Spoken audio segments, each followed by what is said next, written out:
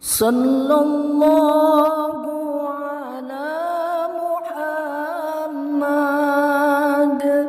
sallallahu alaihi wasallam. Sallallahu ala Muhammad sallallahu alaihi wasallam.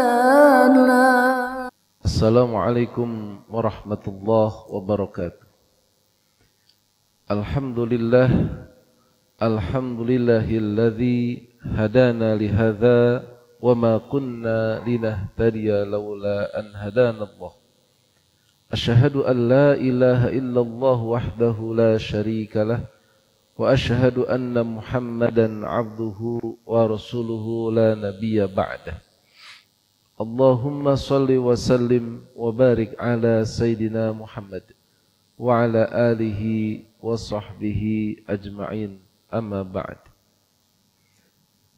Marhaban ya Rasulullah, marhaban ya Nabi Allah.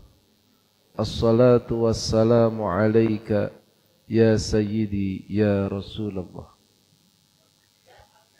Hari ini merupakan hari yang sangat spesial bagi kita umat Islam. Adalah hari Jumat sekaligus tanggal 12 Rabiul Awal yang merupakan hari atau tanggal dilahirkannya Kanjeng Nabi Muhammad sallallahu alaihi wasallam. Banyak sekali buku-buku yang menulis tentang sirah nabawiyah atau bagaimana Rasulullah sallallahu alaihi wasallam dilahirkan, termasuk di dalamnya sanjungan-sanjungan yang itu merupakan ta'ziman wa takriman li nabiyina Muhammad sallallahu alaihi wasallam. Di antaranya kita mengetahui ada kitab Al-Barzanji yang ditulis oleh Al-Imam Al-Barzanji yang wafat beliau tahun 1177 Hijriah. Dalam kitabnya yang populer yaitu Yaqdul Jawahir fi Maulid An-Nabi Al-Azhar yang diringkas oleh As-Sayyid Ja'far, yang itu sering kita baca, dikenal dengan Maulid Al-Barzanji.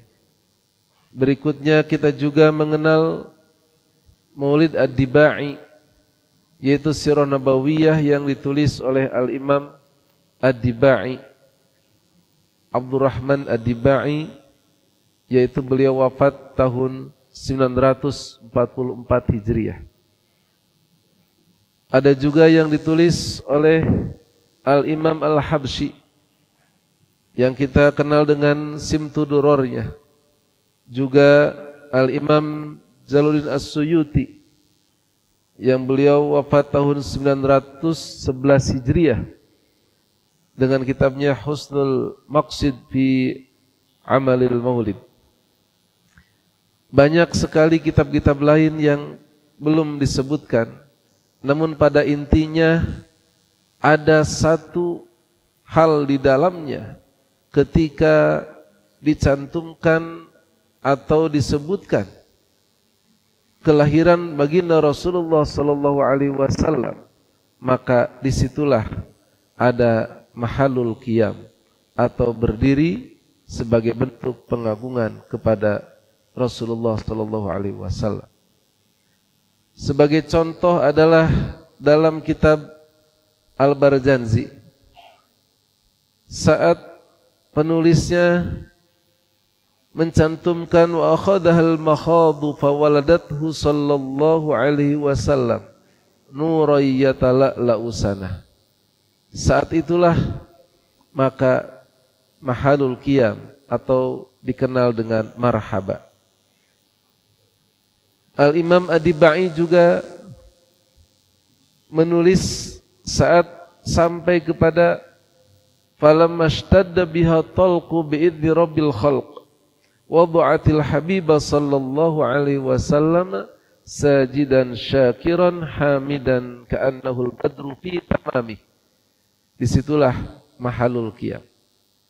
Dan semua kitab-kitab maulid, baik nasar atau prosa, begitu pula syair, saat di situ sampai pada kelahiran baginda Rasulullah ke alam dunia melalui rahimnya ibunda Siti Aminah, maka disitulah mahalul qiyam, marhaban ya Rasulullah. Hadirin jamaah yang berbahagia, tentu marhaban ya Rasulullah memiliki beberapa makna.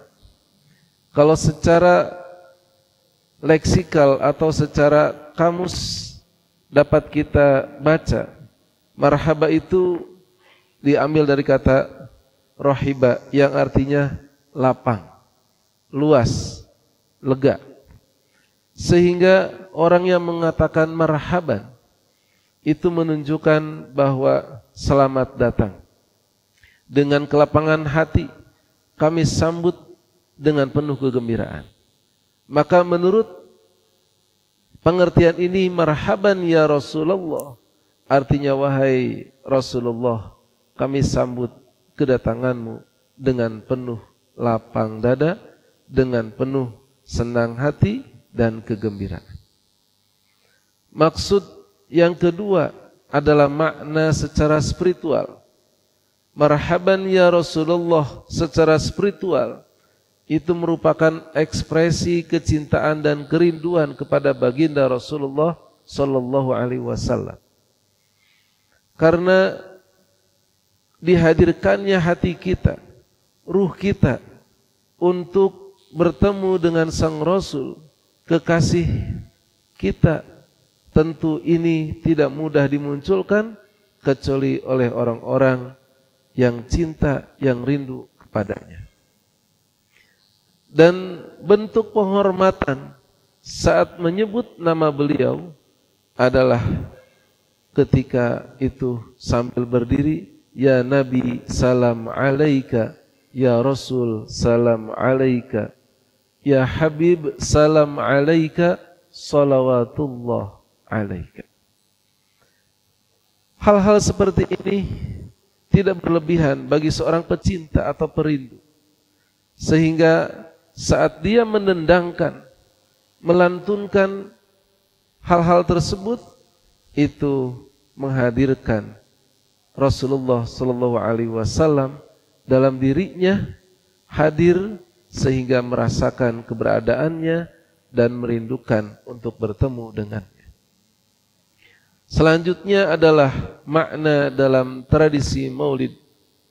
Tentu kita tidak heran, khususnya di negara-negara muslim, tidak hanya di Indonesia, tradisi maulid ini sudah menyebar. Dan itu semuanya ada kalanya sampai kepada proses kelahiran Nabi, mereka berdiri untuk melakukan marhaban. Hadirin jamaah rahimakumullah. Sehingga marhaba ini bukan berarti menyembah, na'udzubillahi min dzalik, melainkan ungkapan kegembiraan seolah-olah menyambut kelahiran Rasulullah sallallahu alaihi wasallam. Saat seorang ayah di hadapannya istrinya itu melahirkan putranya dengan selamat, dia sangat senang, sangat gembira. Ya, bahkan langsung spontan, tidak lama setelah dibersihkan dia mengadaninya. Nah, bagaimana kita tidak gembira ketika baginda Rasulullah SAW dilahirkan ke alam dunia? Tentu kegembiraan kita harus melebihi seorang ayah yang gembira atas kelahiran putranya. Kenapa? Karena dengan lahirnya Rasulullah SAW ke alam dunia ini, itu kita diberikan keselamatan di dunia dan di akhirat. Dengan lahirnya Rasulullah SAW membawa misi Islam, rahmatan lil alamin, membawa misi tauhid, melanjutkan nabi-nabi sebelumnya, bahkan menyempurnakan, maka itu menjadi garansi bagi kita mendapatkan syafaatnya di yaumil qiyamah. Kemudian yang terakhir adalah makna hakikat. Makna hakikat ini tentu kita melihat tidak hanya kita gembira karena kelahiran Nabi. Yang kita senang, yang menjadikan kita senang bukan hanya kelahiran Rasulullah Muhammad ibnu Abdillah sallallahu alaihi wasallam, namun adalah hakikatnya kita senang dengan ajaran yang dibawanya. Sehingga mudah-mudahan dengan makna dan penghayatan marhaban ya Rasulullah, kita mampu membangkitkan spiritual kita, membangkitkan ruh kita untuk menyambut, untuk senang, bahkan menghidupkan sunnah-sunnahnya dalam hidup kita, sehingga kita menjadi orang yang bahagia di dunia dan di akhirat. Wallahu a'lam bishawab. Semoga bermanfaat. Wallahul muwafiq ila aqwamit thoriq. Wassalamualaikum warahmatullahi wabarakatuh.